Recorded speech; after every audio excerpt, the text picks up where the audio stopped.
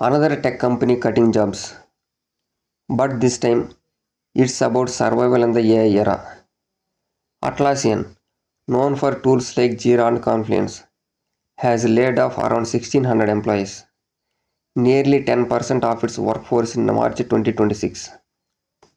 Why is this happening? The answer is clear: AI disruption.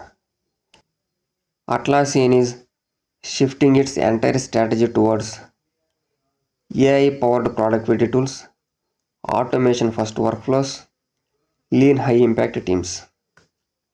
Instead of hiring more employees, companies are investing in AI systems that can do the work faster and cheaper. And this is not just Atlassian. Amazon cut around 16,000 jobs. Other giants are preparing similar moves.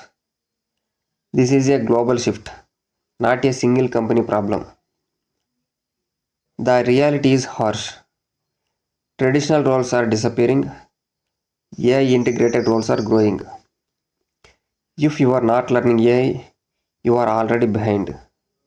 This is not a layoff wave. This is an AI revolution. The question is, are you ready?